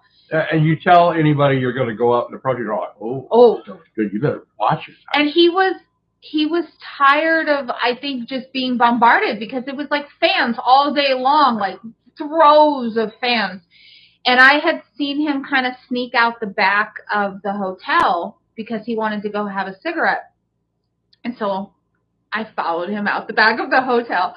And I come up behind him and I was like, John, and I could literally see him like get angry. He was like, yeah. And I was like, no, you're fine. Just keep doing what you're doing. I just wanted to talk to you why you were, having a break, if that's okay. And he's like, really? It's okay? I'm like, yeah. No, he's like, well, because, fans don't want to see me. I'm like, no, it's okay. And then he just eased and became this, like, nice guy as long as he felt that, like, he didn't have to be held to a schedule or doing something that he didn't want to do. He wanted a break. So, but he was a very when he was on man. the show, he was watching football. He was watching baseball. And we let him He wanted to do what he wanted to do. That's right. So, but yeah, David Selvey, very, very sweet man. Cy Bob says, I would invest in GoFundMe, but the BBC would never do a GoFundMe. I guess we will hear about whether Disney is investing in a third series. I don't think this second one Disney thing's going to last. There's going to be a disruption. They're going to part ways. I don't understand. It doesn't fit. Yeah, I don't. By the way, Cy Bob was right because Cy Bob is our resident fact checker. He said the John Pertwee movie you were talking about with the Cape House that Dripped Blood. Yes. Cy Bob is our fact checker. Not the Vault of Horror, it's the House of Right. And Rick says Vault of Horror was the film after Tales from the Crypt. It was from EC Comic Book. And they come out with House of Dripped Blood. Yeah. Rick says that the super chat was thank you for the fine show. And then I lost my train of thought. Says Rick says mail this from the air, please. But young lady, if you're not professionally writing, you should be. Well, we write for Videoscope magazine, yeah. So that counts. Maybe right? he doesn't know that. Let him know and start looking for it. Yeah, we are contributors to the quarterly published magazine, Videoscope magazine. So they encompass all retro cultures. Yeah, but back to the Doctor Who thing. I don't understand why the BBC did what they did with. Even letting Disney or whoever invest in it. It was on BBC America, which is owned by Rainbow that owns Shudder and AMC. But at the same time, I think Disney is smart because Disney is buying up. Disney isn't just buying up brands; they're buying up brands that have counterculture fan bases. Convention people. They're buying up Marvel and Star Wars and Doctor Who and anything that has a sci-fi or a counterculture kind of fan base. That's what they're buying things that have built-in audiences. It's actually kind of brilliant. They own Rocky Horror, but they don't do anything with that. They do because of Fox, yeah. Want some water? No. I'm fine. Oh, I think did our TikTok end? Wait, it says it's making sure I'm still here. Okay. What is it doing? Drag the puzzle into the piece. Okay. So like stand on your head. No, they had to make sure that I was still here, I guess. Get on the roof. Because remember, TikTok is not meant for long form. So if you go for a while, they're like... Videos have gone to hell because not only is... you said our short videos far outdoes a long videos. Because no one has an attention span. Nobody has an attention span. And there's two things they like. They like short videos and vertical. I hate vertical videos like that. You got to do it for TikTok and YouTube Shorts. I hate vertical. You have to. Anybody who follows our station, our channel over on YouTube, you guys will notice, Rick, you'll probably notice, that when I've been putting up our past interviews, like the interview like with Ron Dante of the Archies, or I just put up Karen Allen from Indiana Jones this past week. I put up one today that probably nobody will watch, which is writer-director Jose Prendes, who did Mecha Shark versus Mega Shark. Why did you even bother? Because I had it cut, and I was like, what am I going to do? Throw it away? We've had some real, well, shall I say, not the most popular. You know why? Because it was in a show that I had already taken the headliner out of. Yeah. And so I was like, well, at least it wasn't a fucking horror host. No, I was like, I could just not put this up, but I already have it cut, so I might as well put it up. But anyway, if you watch our YouTube channel, you'll notice that as of lately, what I've been doing is when I put up our interviews, which are usually a minimum 30 minutes, sometimes an hour, sometimes longer, right after that or within a day of putting it up, I'll put up a 60-second short. And then the short, at the end of the short, it'll link to, or in the description, it'll link to the full-length interview. And the reason I've been doing that is because people have no attention span, and these shorts get so much traffic. Like, for example, we put up, Karen Allen was very successful Animal video. House, Indiana Jones. Very successful video this past week. And I put her up, and she got the full-length interview, which was like an hour. I think within like the first day or so, got like 115, 150 views or something like that within the first day. But I put up a short of 60 seconds of her telling a story about behind the scenes of Animal House, where Donald Sutherland had showed his bare butt to make her feel more comfortable, and because they wanted her to do this nude scene. She didn't want to be naked, so he. Well, no, because she got on the set. He showed his butt to her. She got on the set, and the director was like, "Oh, so here's how we're going to shoot the scene." Unlike Malcolm McDowell. Karen. Oh, I haven't put that short up yet. Oh, okay. Tell them that's coming. And Karen was like, "No, we're not going to shoot it like that." And the director was like, "Oh, yeah, no, that's how I want to shoot it." She's like, "No, we're not going to shoot it like that. It wasn't in the script. I didn't agree to nudity." And Donald Sutherland was on the set, and he's kind of like listening to her and the director fight and kind of laughing. And then he goes up and he goes, "Well, I don't think she should have to do it if I don't have to do it." And Donald only did this to make Karen more comfortable. But it's in the movie. And the director was like, "Well, I don't know what you mean. How would that work?"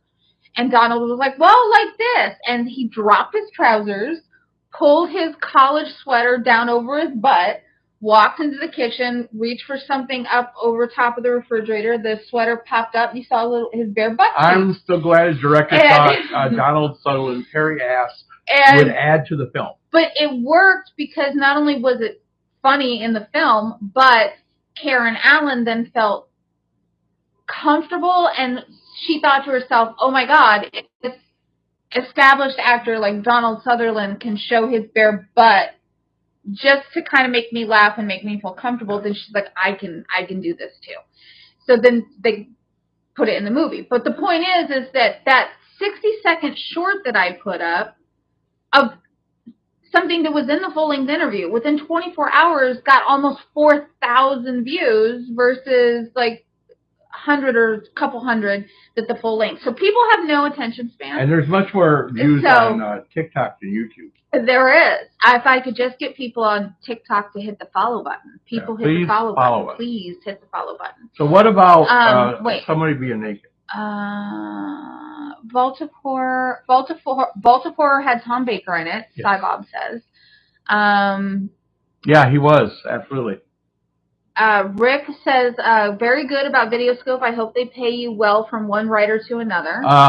No. They don't pay us well. Rick is a writer. I didn't know that. Very good. Very good. What do you write for? Let's see.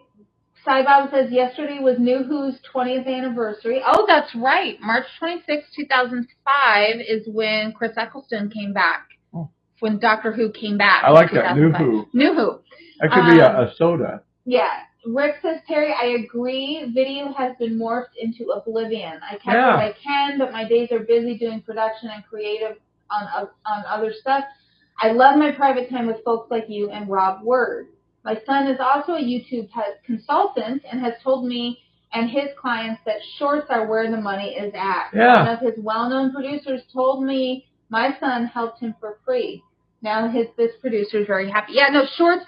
And you know what? I think here's how to make you feel better. I can make you feel better about shorts. Think of them as trailers. Yeah. They're movie trailers for the full thing. You just use them to push people along. In a way. Because I have seen the views on our full-length interviews have gotten better since using the shorts to promote them. So. But there's another reveal of a naked actor coming up. There is. I have a short that I'm going to be putting up probably either tomorrow or Saturday of Lynn Lowry, who's talking about... She's famous for being the Crazies, Cat People. And she's talking about a very famous actor who she met completely in the buff. Who also is from Cat People. Yeah. And was then Get Crazy. And I'll just say... And a new Halloween. I don't think he's ever come off as... Well, in a very, very, very famous cult film, too. Yeah. But if I tell you the name of that movie, you're going to know who I'm talking about. Mm-hmm. But that's coming up. To that short, I'll put that short up. I think I've already said some of the cult films he was... I'm talking about the big one. Oh, okay. By, you don't know who I'm talking about. I'm trying to read your mind. Let's see. Okay. We'll just say, I'll say the name and you guys will know what I'm talking about. Kubrick. Oh. Yeah. Yeah, that one. Daniel Lasitra says Donald Sutherland was also nude in a sex scene in the horror film Don't Look Now. Apparently you like being naked. Apparently nudity didn't bother Donald Sutherland. He was a great actor and his sons are great. I mean, his whole family. Very awesome Hollywood family. I think the Sutherland family and the Bridges family, they very much remind me of each other to where... Bo Bridges and Starman Karen loved working there. He was great. They did a music video together. It's on YouTube. Yep. Yes, Tim, you guessed the movie correctly. Yeah, Clockwork Orange. Yes. He said, well, and he mentioned Caligula, too. But, Caligula, the original movie. Yeah. But yeah, I was talking about A Clockwork Orange, which I saw when I was very young. And that movie, I was like, oh, the scene with the eyes. We was talking about Ronnie Spector. I was looking on YouTube. Ronnie did a song with Joey Ramone. I didn't know that. Yeah. What was it called? I don't know what it's called, but it's great. I'm still trying to remember the name of that actress. Just look up Ronnie Spector, Joey Ramone. What was the name of that actress? Because Phil produced both of them. So. Yes. Still can't remember the name of that actress. Yeah, I'd like to meet Malcolm McDowell. He's great. Get Crazy. I love it. More people should know about it. They don't. Finally come out on DVD. They finally came out on DVD. We had Alan Arcachon, who was the filmmaker that made it possible. Yep. He had said it did come out for a long time because they didn't know who owned the rights. Yep. Okay, I'm going to shut down TikTok Live. Okay. I'll leave the other two going because I want to use my phone. Right. Look at that actress. I'm trying to figure that's out the other reason I want to use my phone because we're almost at an hour and a half. Yeah. So we'll probably be wrapping up. Yeah, probably. But let's see. How do I shut down TikTok Live? I don't know. You throw your phone against the wall. No, not my $1,000 phone. I done threw a box of remotes the other day. Got mad at the cat. All right. This live is no longer... I didn't throw it at the cat. Okay, I just threw it at the floor. It says, congratulations. Your TikTok Live was longer than live videos made by 91% of our creators. So that means we're different. That means we talk a lot. Yeah, they're trying to shame you. That's what they're doing. What's a live center? I still want everybody to go listen to last week's Saturday radio show and tell me if you know who the host is or who he sounds like, what it was, and what you think about it. Now, Saturday, which is the day after tomorrow, this is Thursday, we're going to have another CRAGG Live Classic episode. I don't know who we're going to have. If you guys have a suggestion, look through our database of the past shows we've done with different guests, whatever you want to hear that one aired. Let us know. Other than that, I don't know what one we're going to pick. Okay, hold on. I'm trying to figure out the best way to figure out who this guest was. So I could go to our Ghosty did her. Rob Word did her. We did her. She was in. You know what's going to happen? Twilight Zone. Right before I find her. Debbie Reynolds. Right before I find her name, I'll remember her name. This is what happens when you start to get older. Yeah. I used to be able to remember everything. And a lot of actors are doing it. It's like I said, Ron Dante couldn't remember because he had two girls that did female voice arches. You know, I mentioned one. He didn't mention the other one. They're like, how dare he not remember it? Well, he's, what is he, like 70? You don't remember everything, you know? Mm-hmm. And if actors or singers can't remember what they did, I sure as hell can't remember. The name just flew in my head and jumped out again. It's been on the tip of my tongue for most of the show, which is Come on, Jim, you know who it was. I always think of Francine York, but it's right not around her. The time Francine right around that time. Yeah. It was before we got our new studio here, CRAGG 3.0. That's what I'm looking at right now. A massive guest list of. It's not Celeste Yarnell. 20-some years. Hold on, we're getting closer. Mm-hmm. A lot of people look through. It's not Francine York. Did a lot of westerns. Hold on, still looking. Still looking. You can look with us. Go to cultradiogogo.com. Ruta Lee. Ruta Lee. Ruta Lee. Ruta Lee. That's goodness. The interview we just seen of Rob Word's. We had her on in 2015. She was a great guest. And she was known for Seven Brides for Seven Brothers, yeah. Burns and Allen. She did The Twilight Zone. She did a lot of westerns. She was the one that Rob Word had interviewed that we watched the other night after we had talked to Rick in chat. We went over to his page. It was so funny because Terry and I were both like, the name Rob Word, like that sounds familiar. Why does that sound so familiar? Because we never met Rob in person. No. We've never talked to him on the phone, but we knew of him because of our mutual friend Steve Carver. And followed him on YouTube. And we had seen his work in doing interviews and stuff, especially because of his work at the Autry. And we were like, why do we know that name? And so I looked him up on YouTube, and as soon as I turned on the video, Terry was like, I know who that is. He's the interviewer for the Autry. He knew Steve Carver, and we knew him through Steve Carver. So our friend here should tell him that we probably have his phone number, because Steve Carver gave us everyone's phone number. I think I do. It's probably on. I think we have. I think I do have his phone number. Yeah.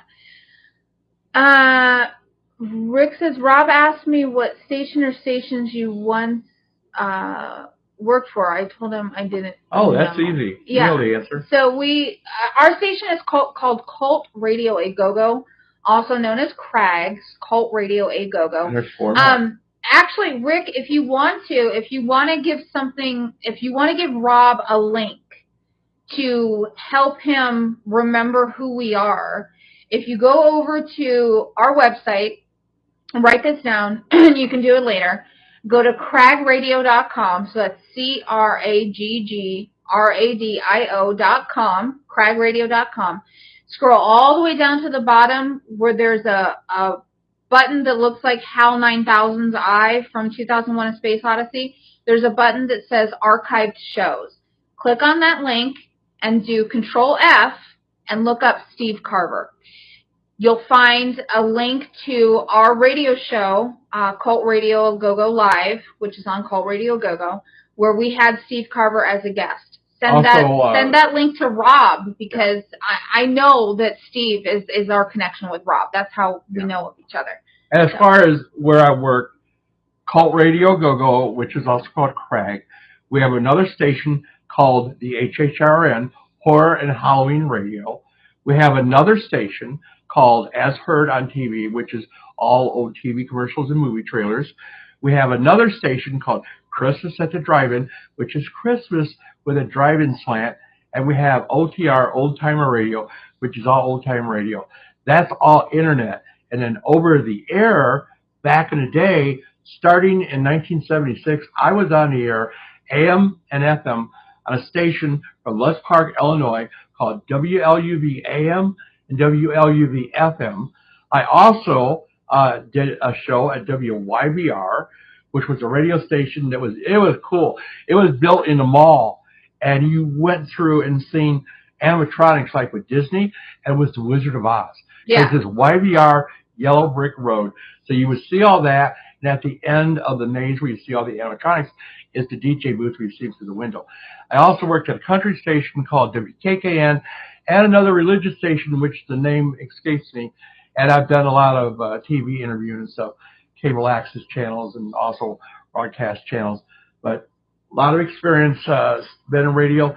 Next year will be 50 years. 50 years. Yes. I'm old and wore out now. Rick, we did interview, us and Rob Ward did both interview Clayton Moore's daughter, Dawn Yes. Moore. I love her.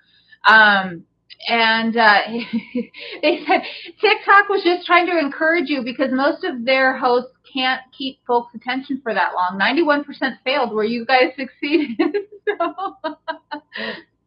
And Cybob says Ruta Lee was the dice holder and co-host on the original High Rollers. I didn't know that. I had a climax in my head every time I had anyone on from the Twilight Zone, and I had the original. Yeah. I had more than one from the Twilight Zone. Francine York was on the Twilight Zone. I've had different people. More than that, I can't remember them all, but anybody from the original Twilight Zone, which was the greatest sci-fi / fantasy series of all time. Absolutely. So talk to the people. I'm going to get this link and try to put it in the chat for Rick. Well, we have shirts. I don't know what to say. Talk about, here, I'll give you something to talk about. I hadn't told you about this comment yet, and I know this is going to result in a rant. Uh-oh. So I post on social media every week when we update. You know, I never wanted to enable comments because it's just you're asking for trouble. Because people will say shit just to feel important and just to get your fucking vinegar up. This was on. And you've enabled comments. And yeah, but this was. You've already had a few that pissed you off. Yeah, well, that's fine. Whatever. But this was on Facebook where I had posted that we had updated Cult TV and The Last Drive-In. And somebody had commented on Facebook and they said, just to be clear, this is something different than the show of the same name that's hosted by Joe Bob Briggs, right? Joe Bob Briggs stole our name. This is my opinion. I'm not going to get into legalities. And I will tell you, in my opinion, we had a station on a broadcast network. It was called the Movie and Music Network. Tim will know because he was a member of watching them and subscribing to them and watching them on TV. It was on local cable and it was also on the internet, Movie and Music Network. We had, and they had different networks on there. We had our own network called The Last Drive-In. Okay? It was copyrighted. It existed. It was on for a couple years. You can probably still find traces of it. A name I created called The Last Drive-In. We have proof in the fact that we still have screen captures and URLs that shows that we were the first ones to own the show, The Last Drive-In. When the Joe Bob Briggs revival was brought up to Shudder, they were going to do this. It involved a guy that got it going that worked for Trauma.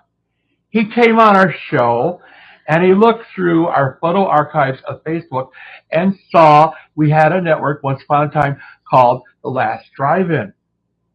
And then all of a sudden, their show was called The Last Drive-In. It was after this guy from Trauma was in with Joe Bob to create a show for Shudder that he looked through our archives and saw that we had a name called The Last Drive-In that existed, that was on the air, it was a legitimate network. We still have proof and evidence of that. We could take them to court, but it's not worth it. We created the name Last Drive-In. So you don't fucking know what you're talking about. Whoever made that comment. Because we created the name and first. That gave me the time I needed. Thank you. And we still have the Last Drive-In. It still exists because it used to be on the Movie and Music Network as part of their network empire because they had different channels. Yeah. Now we run the Last Drive-In on our own, living in a Roku app, and you can subscribe to, for what is it, $2.99? $1.99. $1.99 a month, which is the best of drive-in cinema, old TV shows, retro pop culture. It is a sister station to call TV A Go-Go, and it's the Last Drive-In because that's our name. Okay, it's not Joe Bob's name.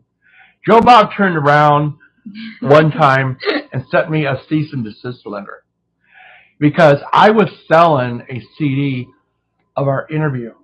And then Joe Bob wrote back and said, well, I found out it's legal and there's nothing I can do about it, but I want you to know I don't like it. Well, too fucking bad. Okay? And now you turn around and you're using a name that we had copyrighted that was on the internet because Shudder is basically an internet station, same as what we were. We had the name on the internet before Shudder did. And I know the Shudder people. It's ABC, not ABC. It's AMC, Rainbow. We worked with that company, Rainbow Enterprise, for a long time. This person on Facebook may not have even known about the history. Yeah. I didn't even know that they were trying to jab us. It wasn't like some of the nasty comments I've gotten on TikTok and YouTube. It was just like, just to be clear, this is different than the Joe Bob show, right? It is because it's good. So, it's better than Joe Bob. I've gotten some real nasty, and it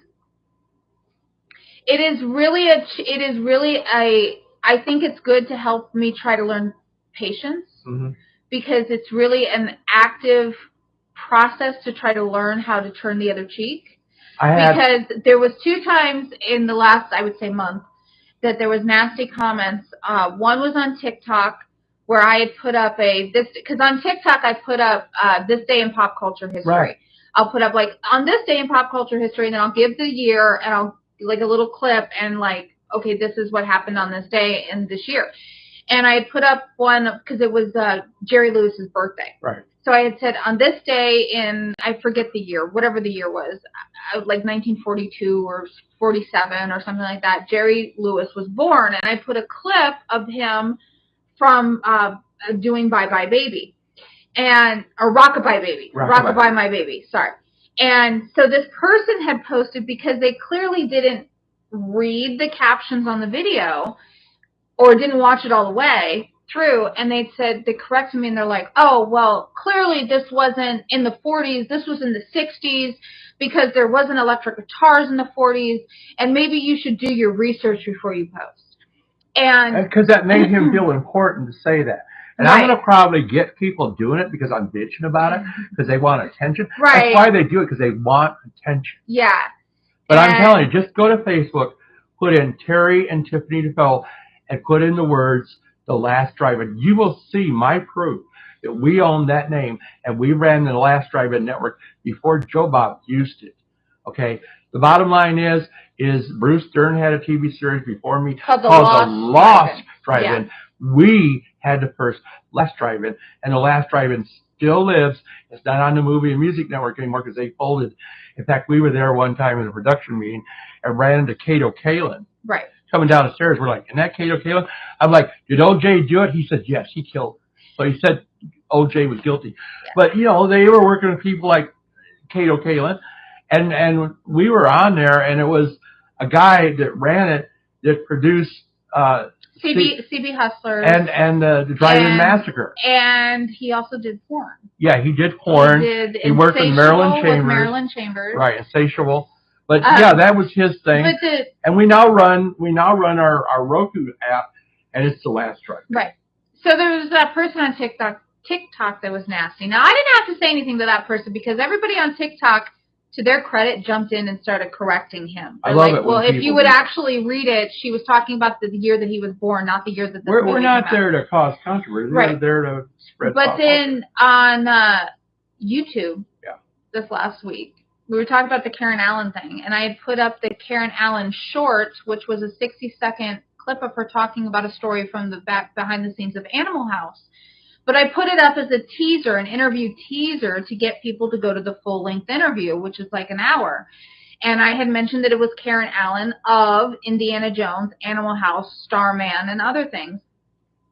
And this person was like real nasty and came in there, and they're like, she's talking about Animal House in this clip, and if you're going to take the time and effort to put this video together, maybe you should do your research first. See, it's the way he said it. And the way he said it. Yeah, and so I replied to him, and I said, I know exactly what she was talking about. We were the ones that did the interview. And if you would have read the description, you would have seen that I had mentioned that Karen Allen of these movies, of which she was in all of these movies, talks about this and many other things in our full-length interview, and it's to promote that full-length interview. And I said, if you're going to take the time and effort to be nasty, maybe you should actually learn to read first. So that one I wasn't so patient with. But okay, we should probably wrap up. But two final comments. One, Rick was saying, would and could you be willing to serve again, both of us, as guest experts on a trivia terrestrial radio show? Sure, I'm willing to go on any. He said, just wondering. Yeah. Here is Mel Simons, the semi-retired author and trivia radio co-host at WBZ in Boston. We're trying to get on a show. It's on KKDJ from Monterey Bay. And then the last comment / question of the night. I'm surprised with all that we've done. Let me just say this. All the experience we've had. Okay, we've all been in movies. Tiffany's been an actress.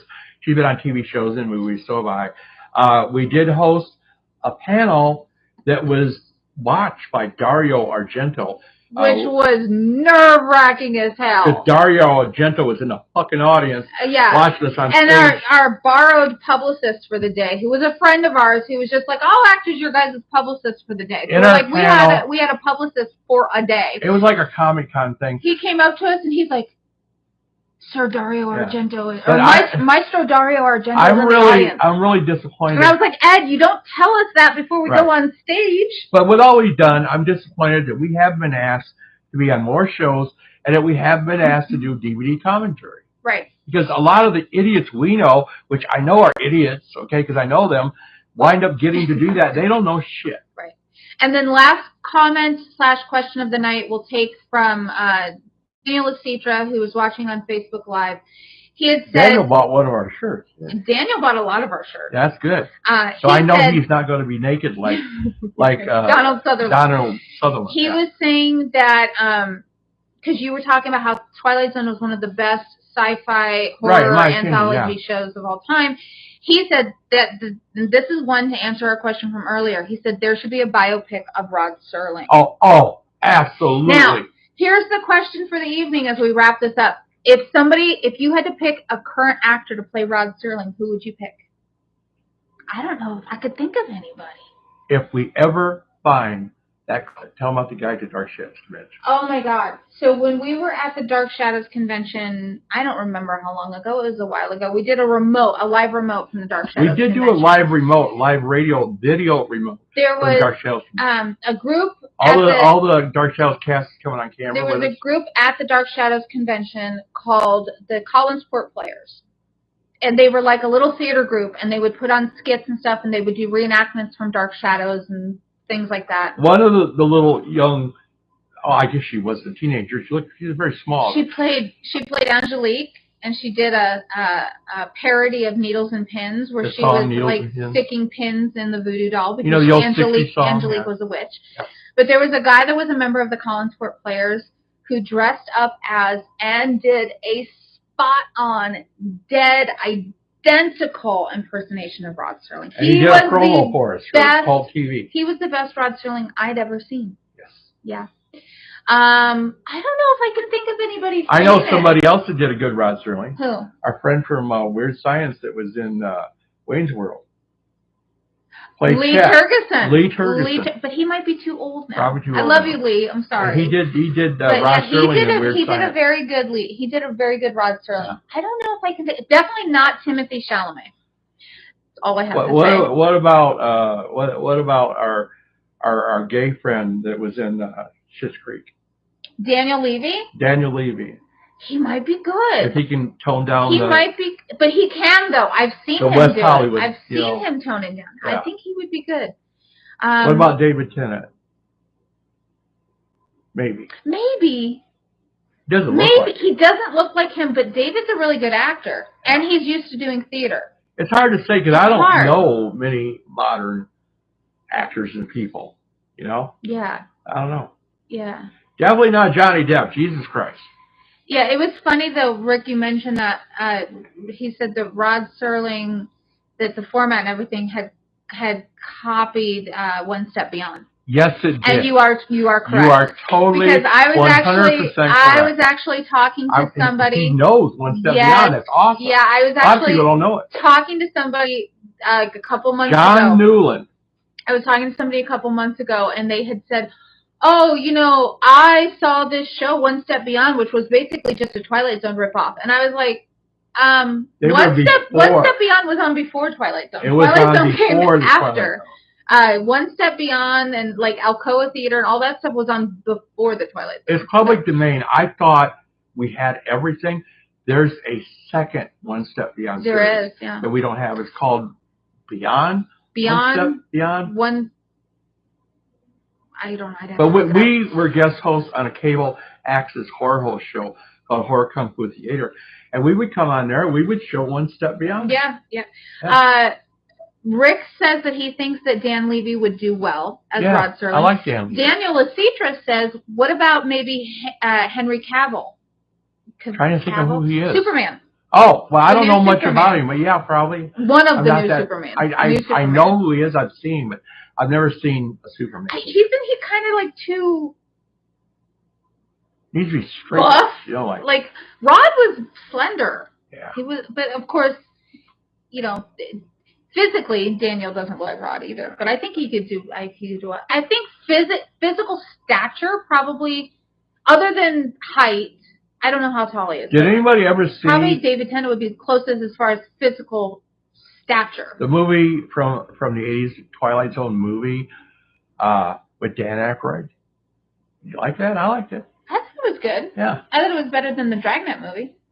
Better than the Twilight Zone reboot. Yeah. With what was his name? Jordan Peele guy. Yeah, Jordan Peele. Oh, that was terrible. I was so mad because they CG'd Rod Serling into the episode.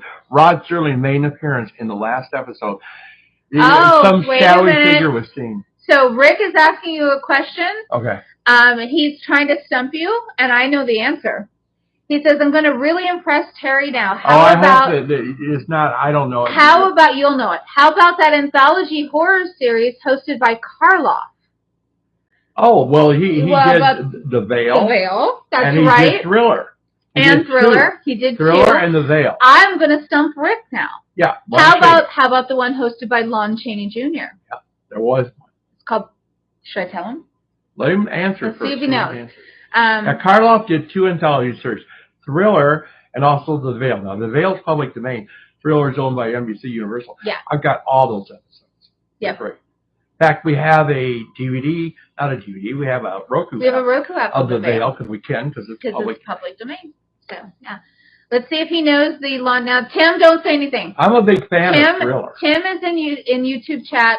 Tim, I know you know the yeah, Chaney. Michael Jackson stole the name Thriller from Karloff. I know you know the Chaney Jr. anthology series. Yeah, because you have that Roku app, don't you? Okay, so he said, Rick says we stumped him. The Lon Chaney anthology series was called 13 Demon Drive.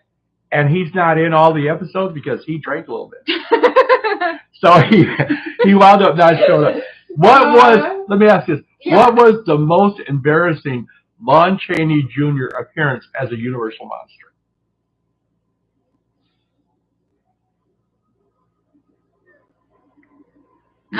Daniel, the 13 Demon Street. Right. Also, Daniel, if you have a Roku, we have a 13 Demon Street app as well, because that anthology series is also in public domain, and it's like 99 cents on the Roku, and you get the full series. It's like all of the episodes. It's only like I think like 12 or 13 episodes. There was a TV show with John Newland, a One Step Beyond, who also acted, and the Frankenstein monster. Rick says Frankenstein. Frankenstein. He once played Frankenstein. Right. Yeah. And he was drunk. He was fucked up. He was drunk on his ass. It was so fucking embarrassing. Is that what you're talking about?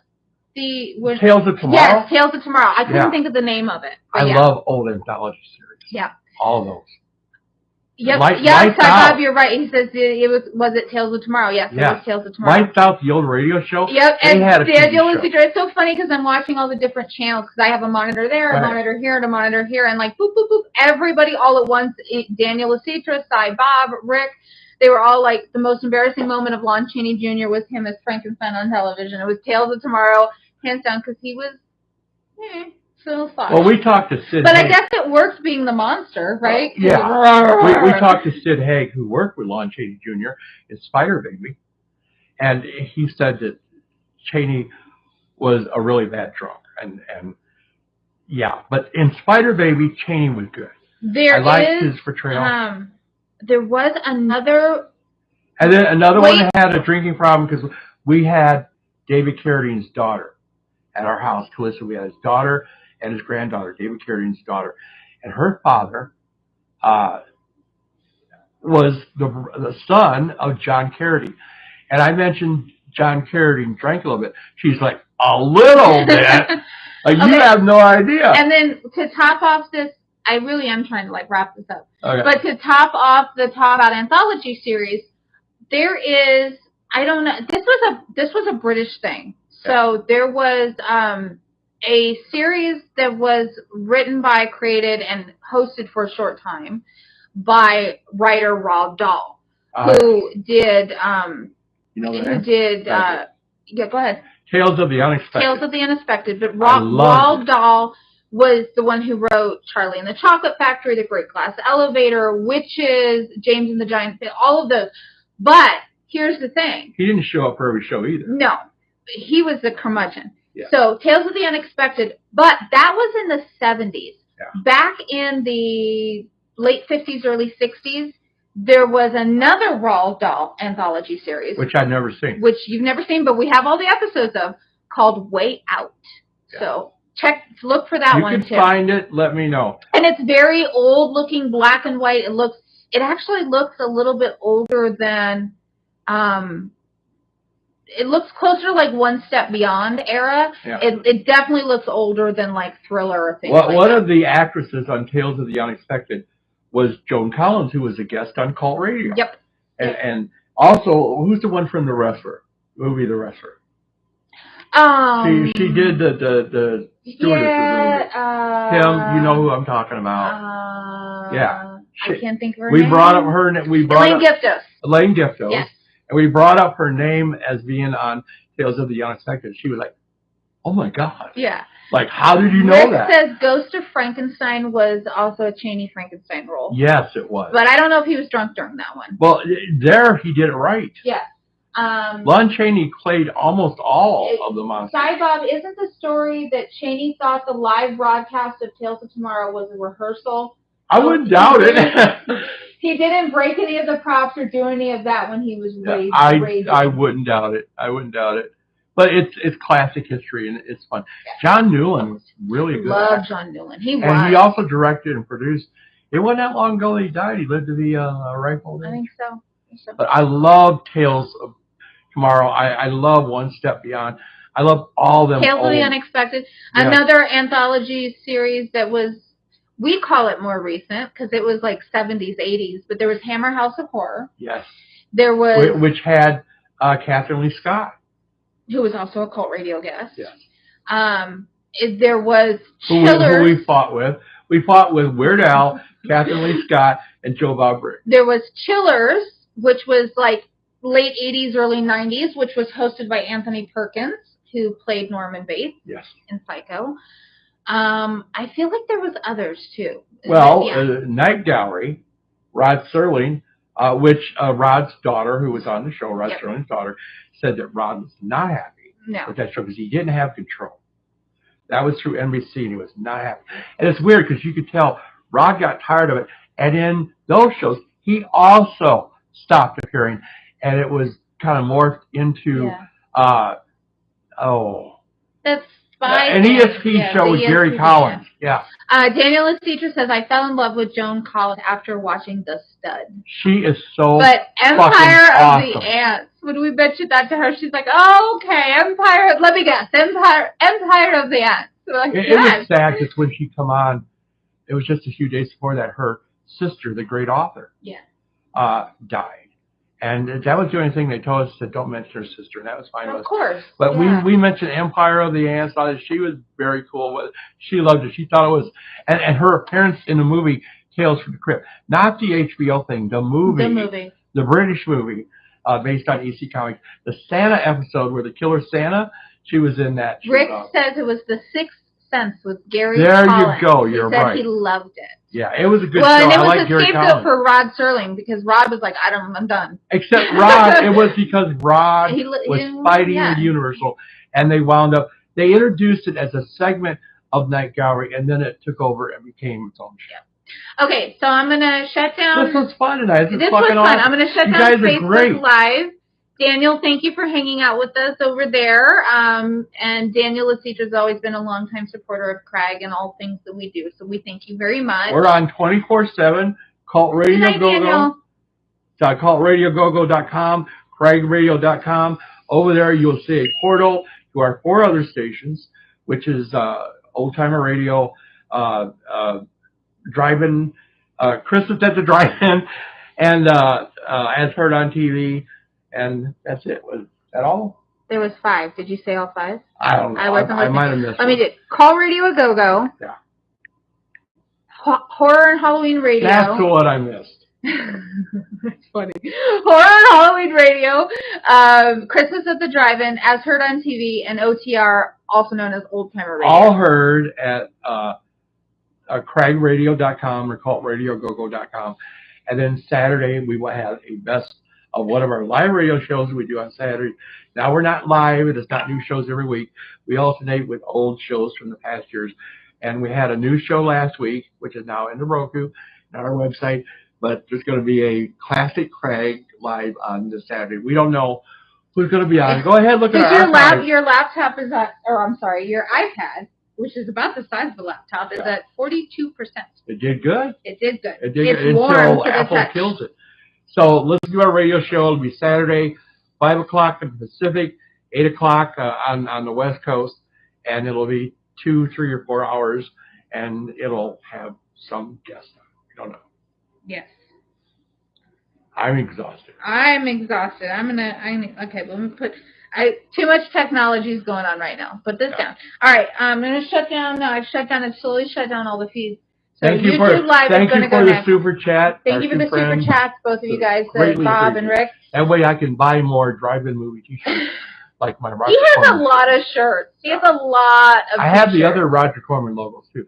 Kim, I'm waiting for you to ask about getting one because I'm not going to charge you. I'm just going to charge you what it costs to make it. No profit for us, but I thought you might want one of these Roger Corman. Okay. Thank you to everybody. It was fun hanging out. And make sure to tune in for CRAGG Live on Saturday. You can tune in by going to CRAGGRADIO.com. And the show will be starting at 5 p.m. Pacific, 8 o'clock on the East Coast. And then, remember, for some crazy technology reason, do not try to listen to CRAGG Live on TuneIn because it's not there. They play something different. It's still us. Yeah. But it plays something different. But we are live, and it is the right show, CRAGG Live, everywhere else.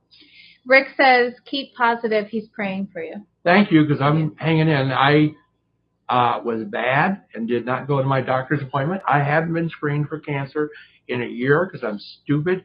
I've had it back twice, and I'm praying to God that I'm cancer-free. It's been a year since I've checked.